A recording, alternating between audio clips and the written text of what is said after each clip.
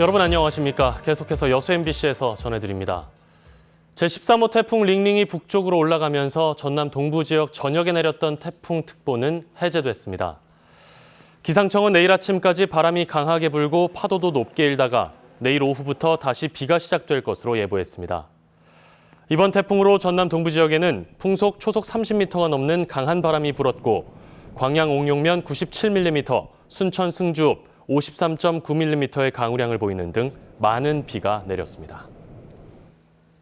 13호 태풍 링링으로 전남 동부 지역에서는 신호등이 넘어지거나 가로수가 쓰러지는 등 60여 건의 크고 작은 태풍 피해가 발생했습니다. 소방당국에 따르면 여수에는 20건, 순천 25건, 광양 10건, 고흥에는 6건이 접수됐고 인명피해는 없었습니다.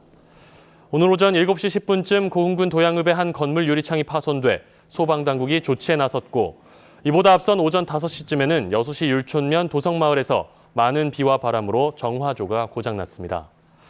이 사고로 정화되지 못한 오폐수가 마을로 넘치면서 주민들이 악취로 고통을 받았습니다. 강풍 반경이 300km를 넘어섰던 이번 태풍으로 전남 동부 지역에 적지 않은 피해가 발생했습니다. 명절을 앞둔 시민들은 불안에 떨었습니다. 김종수 기자의 보도입니다. 출하를 앞둔 배들이 곳곳에 너부러져 있습니다.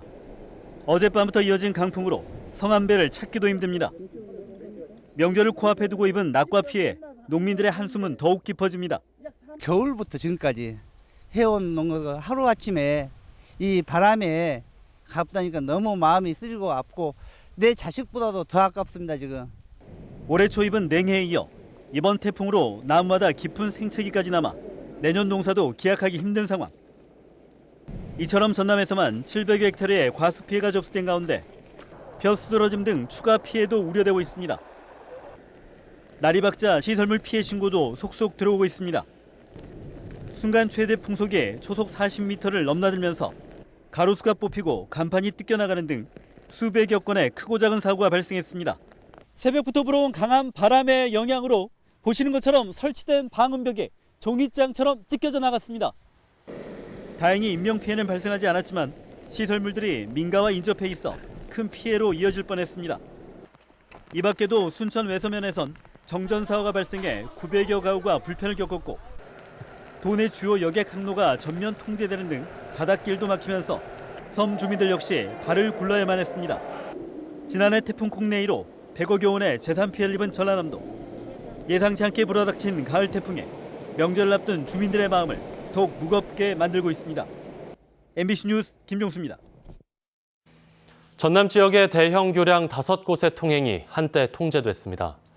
익산지방국토관리청에 따르면 오늘 오전 3시를 기해 고흥 거금대교와 소록대교, 신안 천사대교, 진도대교, 제2진도대교 등 5개 해상 교량의 통행이 제한됐습니다.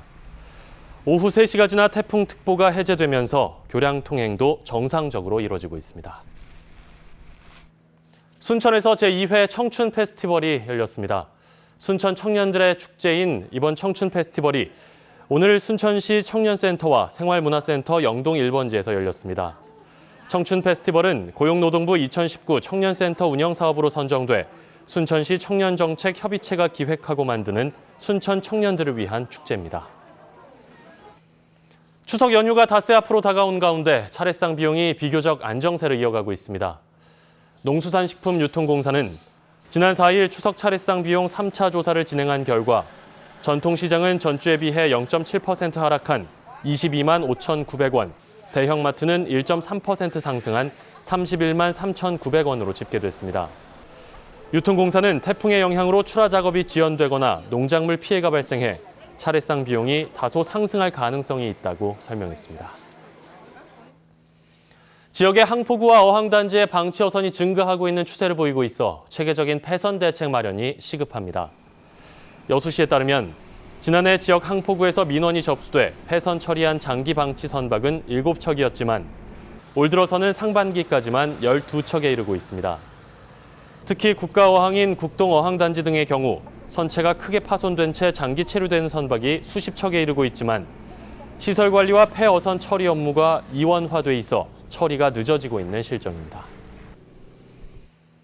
광양시가 농촌 발전을 위한 정부 공모에 선정돼 개발 사업이 탄력을 받을 것으로 예상됩니다. 광양시는 농식품부의 내년 농촌 중심지 활성화 사업에 선정돼 160억 원을 지원받게 됐다며 앞으로 5년 동안 도립미술관과 유당공원을 중심으로 창업지원센터 조성과 배후마을 역량 강화에 나설 계획입니다. 현재 광양시는 봉강면과 진월면 등 7곳에서 400억여 원의 사업비를 들여 농촌 중심지 활성화 사업을 추진하고 있습니다. 전남 지역의 기업체들이 9월의 기업 경기를 부정적으로 전망했습니다.